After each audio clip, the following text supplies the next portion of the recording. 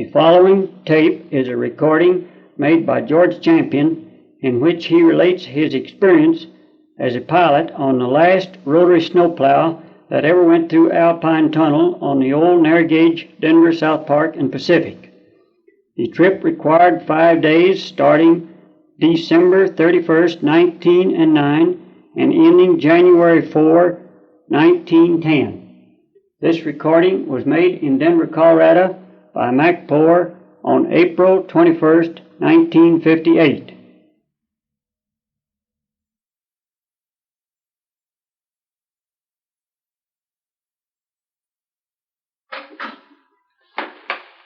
George, sometime back you promised me that you'd come up here and give me that story about the last trip of the snowplow. The last trip that the snowplow made through Alpine Tunnel. Now, I hope you haven't forgotten your promise. Have you been giving that a little thought and try and recall all those details? Yes, I have, Mac, and I think I can give you a pretty good account of the trip. Well, now, you got a pretty keen memory. I wish you would sit there in that chair and, to the best of your ability, tell us about this last trip of the vacuum cleaner through Alpine Tunnel.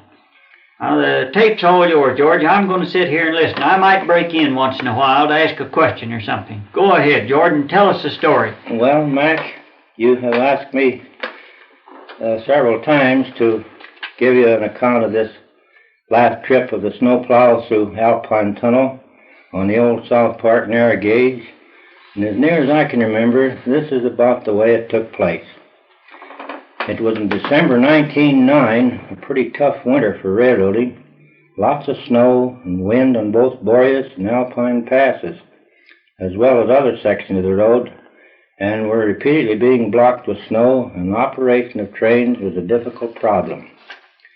Where were you working during 1908 and 9, George? Were you out on the road or in the shop? Well, I was working in the shop as a machinist, but I was out on the road firing quite a number of times. Your regular job, though, was a machinist. That's right. Yeah. The snowplow was in use a lot that winter, first on one division and then the other. On the morning of December 31st, I was called for one of the snowplow crew, and if I remember right, we were to leave Como about 11 or 11:30 a.m. Well, that was a hell of a time to take you guys out on New Year's Eve. Well, that's the way it happened. And this was I was to go on the Gunnison Division to open the road between Como and Pitkin. I was assigned to the pilot house of the plow. Ed Annis was the engineer, and John Halleck was fireman. And my duties as pilot were to keep constant watch on the track ahead, to reverse the snow hood when the occasion required. Well, that hood, that's the thing that throws the snow to the right or left. Yeah, that's right. When they reversed the wheel, you had to reverse the snow hood to throw the snow accordingly, see? Oh, I see. And to make myself generally useful, oiling and so forth. I could signal the engineer by means of a bell cord that ran to the bell in the cab over the engineer's head, if, while working, anything went wrong. That bell cord led back to the hogger of the first engine, huh? No, that bell cord led back to the engineer on the plow only. Oh. It was situated right over his head where he could hear it easy. Well, I suppose you wanted to stop the plow right quick. How did you let the engineers behind with the regular locomotives know? Well, I also had a whistle cord and an emergency air valve handy for use as needed. Oh, I see. Yeah. Well, we left Como on time with 3 engines and a combination coach on the rear end of the train for the train crew. The engineers on the engines were Johnny Olson, Billy Kearns, and Mike O'Hara. Oh, I remember that name, Billy Kearns. Yeah. You know, at the time I was riding Denver and South Park, I had a very great deal of correspondence with that man, and he was He was awful nice about giving information, and if you will remember, there's a lot of his stories in, quite a number of his stories in the South Park book. Yes, I remember that, Mac. I believe, isn't he's living in Salt Lake City, isn't he? I think he is. He was the last I heard of him. Yeah. He was a fine fellow. I don't remember who the firemen were, or do I remember who the conductor and brakemen were. It's a little too long ago. We didn't have too much snowplow work to do from Como to Swanders, though some of the cuts out of Como and up Bass Hill were pretty much filled up with snow and had to be cleaned out. We took water at Swanders and pulled out for Chalk Creek Canyon and Alpine Tunnel. Seemed like it was about 2 or 3 o'clock in the afternoon. You know, you don't run very fast with 3 engines and a rotary plow. It seemed as though our top speed was about 15 miles per hour, except when we were bucking snow and then it was slow going. After we got up Chalk Creek Canyon, we ran into lots of snow, especially around Fisher and St. Elmo. Also all the way up to Romley, Hancock, and Atlantic, and to East Portal of Alpine Tunnel. George, at that time, it was a boarding house and all those buildings we see in pictures at Hancock. Were they there then? Yes, the majority of them were still there. The water tank, was it still there? The water tank was there. And the Y, was the Y there? There was a Y there. And I think some of the mining buildings there and cabins had been abandoned. Yeah. I especially remember the snow between Fisher and St. Elmo. We were bucking pretty heavy snowdrifts and throwing the snow out to the right along the steep slope of the mountain. And occasionally the snow from the plow would start a miniature snowslide down the steep side of the mountain. And there wasn't much timber along there, some places not any, and you could see those small snowslides go almost to the bottom of the canyon. Well, that's down at Chalk Creek. Yeah. Where? Chalk Creek. Oh, yeah. Well, I was up above, up along the side of the steep mountain there. Yeah, but the snowslides went down before we got to St. Elmo, yeah. Yeah. It was a very impressive sight for me and a new experience also, for it was my first trip on a rotary snowplow. The old rotary plow didn't steam too well, and we made several stops along the way to blow up and get up steam and get a boiler full of water and get her in proper working condition. I remember Johnny Halleck had quite a lot of trouble keeping her hot and full of water, for we were working pretty hard and constantly all the way up to Alpine Tunnel. And when the plow was working hard, she was sure a wicked piece of machinery. What do you mean, a wicked piece of machinery, George? Well, she was working hard in deep snow, and you'd have her down in the corner. She'd just dance and vibrate, and the whole plow would shake. It was sometimes a little difficult to stand. Yeah? Stand up. I didn't have any seat up in the pilot house. Well, you had to stand up. I had to stand up all the time, unless we were someplace where I could sit on a seat box in the back of the cab. Yeah. Well, it was pretty dark when we got to East Portal of Alpine Tunnel. Must have been around 10:30 p.m. We stopped at the portal on account of the side wings on the plow hood. It was doubtful as to whether she would have clearance enough. Were the big old doors? Were the big doors at the East Portal? Were they there then? I didn't ever see them, Mac. I don't think they were there. You don't remember? They were open because we didn't have to bother with any doors. It was dark anyway. Well, I remember in conversation I had with Tommy St. John. He was telling about those doors at the East Portal and what a hell of a job it was to get them open and closed. And I wondered if you saw the doors there. Well, they had evidently opened because we didn't bother with any doors. Oh, I see. It was getting late, and everybody was getting tired and hungry, and engineer and conductor, after talking things over, they decided to lead the plow through the tunnel rather than take off the side extensions of the plow hood. Yeah. So we tied a long piece of bell cord to the whistle cord up in the plow and started through the tunnel. several of us walking ahead of the plow to watch closely so that if the side of the plow hood didn't clear, we could whistle the train down. It was slow going and a ticklish job, with only lantern light to see by, and to make things worse, the gas and smoke from the engines and plow was getting pretty bad. Only once did I whistle them down, as we came to a place in the tunnel where it looked like the plow might not clear. It was a good thing we stopped when we did, for someone, I don't remember just who, found our fireman, Johnny Halleck, down in the deck of the plow, overcome by gas. Huh. Some of the boys got him off the plow and down on the floor of the tunnel, revived him and took him back to the coach out of the dense gas. The gas didn't seem to bother us much on the floor of the tunnel, though it did make us cough considerable.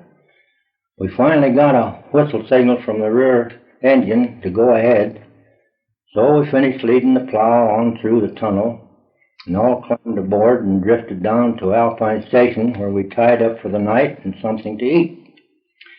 It had taken us about an hour or more to get through the tunnel, and it was... That means it took you an hour to go about 1,800 feet. Yes, stopping as we did to take care of the firemen and so forth. And it was close to midnight when we tied up and got something to eat. The first eat we'd had since morning, so we all did a pretty good job at the midnight meal. I bet you did. The man who ran the boarding house at Alpine Station was a fellow by the name of Larry Waters. Seemed like a pleasant fellow, but very talkative, cracking jokes and spinning yarns all during the midnight meal. After eating and making arrangements for a bed, I went over to the telegraph office and sent a telegram to my mother and dad, who were there in Denver. I would wish them a Happy New Year, as it was now January 1st, 1910, and New Year's Day. Well, I'll be doggone. Hey, George, did you sleep upstairs that night? Yeah, I slept upstairs. I had a room upstairs. You know, in the early 40s... where most all the boys slept, except the trainmen. I think they slept in the coach that night. You know, sometime in the early 40s, it was my first trip up to Alpine Tunnel Station, and I went upstairs. You could walk up the steps then, and I walked around on the second floor, and there was a lot of those old bunk beds, single bunks, but all they were double. There was one below, and a fellow would sleep up above. And there were a number of those scattered all around over the floor up there, topsy-turvy, turned over, sideways, and every which way. Well, if I remember right, I had a pretty good bed, and it was fairly comfortable.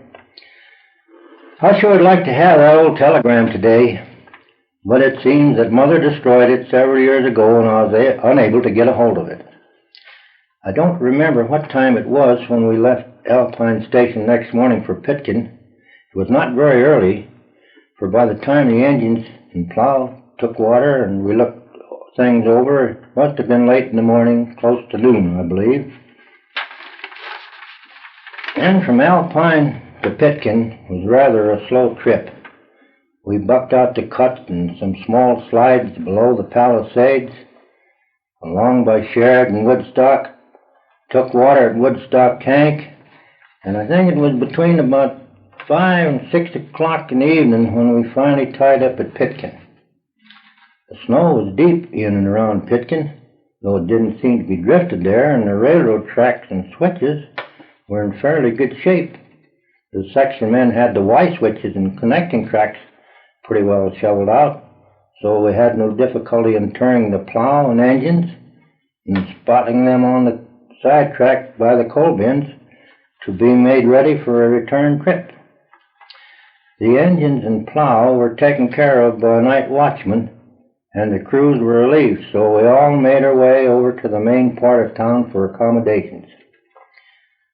There were 2 or 3 other engines and a train crew of an eastbound freight tied up there, awaiting the arrival of the plow and cleaning of the pass. I think they departed early the next morning for Como. When we reached the main part of town, some of the boys decided they would like to have a Tom and Jerry before we went to the eating house. Oh, boy. So I went along. You mean to tell me you fellas got bit by snakes in those days? That was bad snake country over there, Mac. It was? Yes, snow snakes. Snow. So I went along to the saloon, and we proceeded to violate Rule G slightly by taking on several Tom and Jerry's, and boy, did they taste good. One little incident that I won't soon forget occurred as we were leaving the saloon and crossing the street, and the snow was deep. If you didn't stay on the beaten trail, you'd find yourself in pretty deep snow.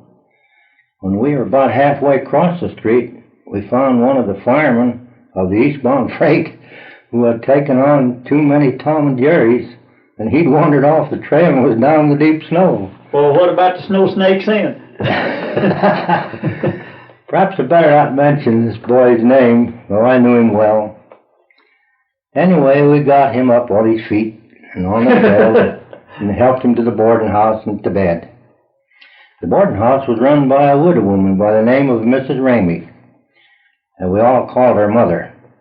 She put out good meals and also good beds. If I remember right, we were tied up in Pitkin about 3 days, for they held us there on account of a severe storm that was putting off more snow on the pass, and they wanted the plow held in Pitkin to open up the road again after the storm. Did the telegraph line hold up? Yeah, there was no difficulty in the telegraph line as far as I can remember. I think it was on the morning of the third day of our layover in Pitkin that we were called for the trip back over Alpine Pass to Como. That was January 4th, 1910. We pulled out of Pitkin about 7 or 8 o'clock that morning. The snow had really piled up in places. We took water at Woodstock. When we went up around Sheridan, we began to hit some real heavy drifts. It was slow going. And then between Sheridan and Palisades, we ran into several snowslides that had come down across the track. Well, now that's the same area that the old snowslide back in the early days went down and destroyed Woodstock. Yeah, that's right? about the same locality. That's the same place. And do you know to this day, George, if you will walk up the side of the mountain from Woodstock straight up to the upper grade level, you can see huge timbers laying there that were cut and notched out, just ready to put up. And it's my guess that they were piled along the right-of-way there, waiting to build a snow shed when that big Woodstock slide came. They're scattered helter-skelter all over the mountainside, those pre-cut timbers. I didn't have time to look around much because we were working pretty hard going up there. And Engineer Annis had warned me to be especially careful that there was a possibility of rocks mingled with the snow in the slides. And if I heard the rotary wheel hit any rocks, I was to whistle them down at once. Well, we got through several small slides without any particular trouble, and just about a mile or so below the Palisades, we ran into a large slide. The snow was higher than the top of the rotary. We had a crew of section men along in the coach, and they were called on to shovel down the high snow when we would back out of the cut. This we had to do several times. We were making fairly good progress when all at once I heard the rotary wheel hit something solid. So I whistled them down and we backed out of the cut. We had hardly got stopped when the traveling engineer, a fellow by the name of George Gray, climbed up in the pilot house and asked me what was the matter and why I'd whistled them down again, as we were nearly through the slide. I had seen George Gray in Pitkin, but I did not know that he was on the plow train, and he took me by surprise when he popped up in the pilot house. I told him the reason I'd whistled him down was because there was rocks in the bottom of the slide. He said he didn't think so, and he grabbed the whistle cord and whistled the train ahead. Smart boy, huh? Yeah, smart fella. Smart boy. I never had a chance to tell Engineer Annis what happened until after we hit the slide and rocks again and tore off most of the cutting knives on the rotary wheel. And by that time, Annis knew that something was wrong, and he whistled the train down and back out of the cut. Sure enough, when we surveyed the damage, we didn't have very many knives left on the wheel. They'd all been torn off, and most of them went out the snow chute and down the mountainside. You mean a rotary snowplow can throw blades out through the chute, huh? Yes, that's right, Mac. Anything loose in there will go if it'll pick them up. Yeah. We had to get a couple of bull chains and drag some extra large rocks out of the cut. There was some extra cutter blades and bolts in the tank box of the plow, so after we got the largest of the rocks pulled out of the cut and out of the way, we proceeded to replace what cutter knives we had. Johnny Olson and Billy Kearns and others all helped with the job, but it took us most of the afternoon. It was almost dark when at last we got through the big slide into Alpine Station. I never saw the traveling engineer again. He disappeared. Went back to the coach and never showed up on the head end again. I don't blame him. When I explained to Engineer Annis what and how things happened, he said it was too late now to do anything about it. But if he had been warned in time, no doubt it could all have been avoided. He also said we'd probably have to make out a report when we arrived in Como. Uh-oh. We took water at Alpine Station. Though we were all tired and hungry, the orders were we were not to tie up, but to go on to St. Elmo. So we went on through the tunnel and to the east side. We didn't lead the plows east through the tunnel. Engineer Annis and the conductor talked it over while we were taking water at Alpine Station and decided to run her through and take a chance that she would clear without a lead. Again, it was a very slow trip through the tunnel. I had hold of the whistle cord all the way through, and I was sure glad we made it without mishap. There was a lot of snow to plow out of East Portal all the way to St. Elmo. Yeah, I've often heard, George, that portion immediately below the station Atlantic at the East Portal, that they had a tremendous amount of snow would pile up there between there and Hancock. Yeah, the snow was really heavy there and piled up. It was a clear moonlight night, and about midnight when we got to St. Elmo. And the agent or operator there or somebody there had order for us to tie up. I don't know yet where all the crews found places to sleep and eat. I think some of them stayed on the engines and in the coach. But the three of us off the plow, after wading through hip-deep snow, found a cabin close by with some bedsteads and a mattress or two and a couple of stoves and plenty of fuel. So we built a fire in each stove and got things warmed up and got what sleep and rest we could before morning. George, you know, there's quite a picture has come to light here in the last few years of two boxcars sitting there at St. Elmo after you went around the curve. Were they there then? Or do you remember? It was night when we went through there both times, and if they were, I didn't see them, Mac. Yeah, I see. And by the time the crews all got together next morning, we got something to eat. It was perhaps 10 or 11 o'clock. I sure hadn't had much to eat. In fact, nothing until Billy Kearns called me up on his engine to have some coffee and sardines and crackers. The coffee was made on a scoop shovel of hot coals from out of the firebox. It sure helped out, and it had to last until we got to Swanders. Did you boys have any snake bite with you? I didn't see a drop on the road. The only refreshments we got was that night we got into Pitkin with Tom and Jerry. Yeah.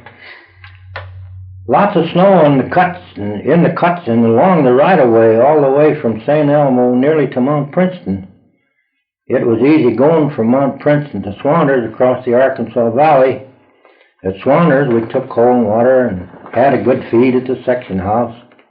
It was about 5 or 6 o'clock in the evening, I think, when we got in there, and we were all hungry.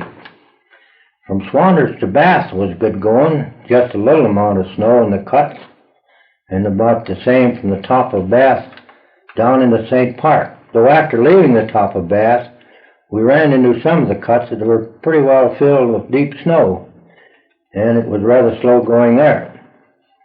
Every time we'd hit a cut that was drifted full or had quite a bit of snow in, Engineer Annis would widen on the throttle and throw out the snow.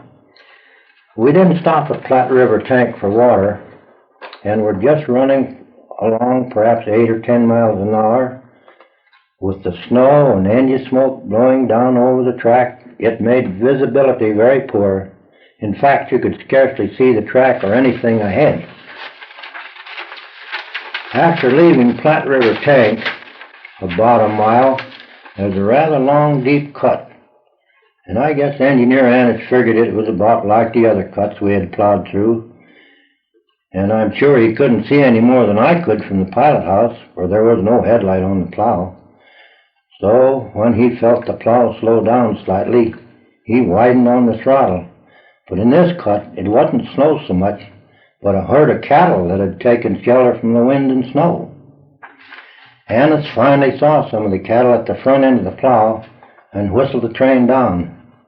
Though by that time we had made sausage out of some of the cattle and crippled many more. You know, George, that story, I have that story in the Denver and South Park book.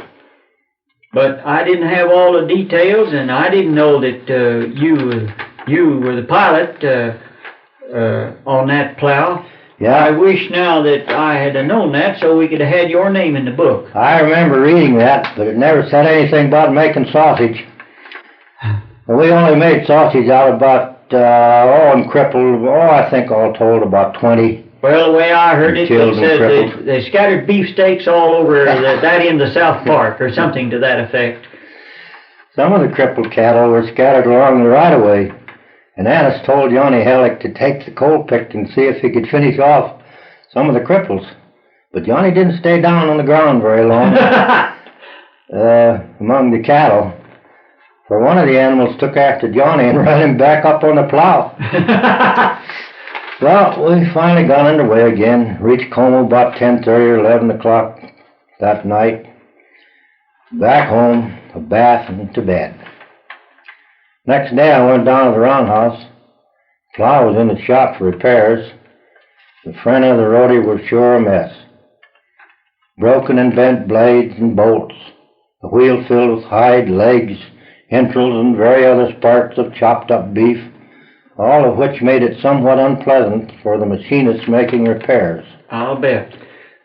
I was called to the master mechanic's office to make a statement as to how it all happened, and also to explain how the rotary wheel was damaged. I was never questioned again, and never did I see the traveling engineer again. You mean Mr. George Gray never did show up? George Gray. He was an engineer off of the south end. What do you mean the south end? And I don't think he knew too much about narrow gauge snow bucking. What do you mean the south end? Down around Trinidad? Yeah. On the CNS? Between Trinidad and Denver. He wasn't a mountain railroad man then. I don't think he was. And how he ever come to be traveling engineer up in there is more than I'll ever know. Anyway, this was my last trip on the narrow gauge at Como. And that was the last trip for the Rotary Snowplow over Alpine Tunnel. I left the service, the road shortly after this trip, and I heard several months later that the tunnel had caved in and the Gunnison Division was to be discontinued. Well, that's right, George. Now let's see, you made this trip in December 31st and January 1st of 1910, Mac.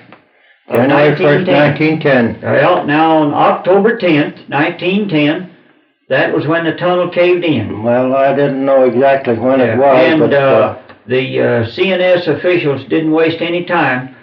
They really took advantage of it, because on October 24th, they officially announced that all through service to Gunnison would be discontinued. They didn't want to fix that tunnel up, George. No, it was a good excuse to abandon the Gunnison Division, and they took advantage of it. Well, anyway, it was an exciting trip, and as railroading goes, a great experience, and one that I'll always remember. Well, George, I thank you for that tale. I'm quite sure that all the Denver South Park and Pacific Railroad fans that will have the privilege of hearing this tape are going to enjoy that. And I thank you kindly for that story.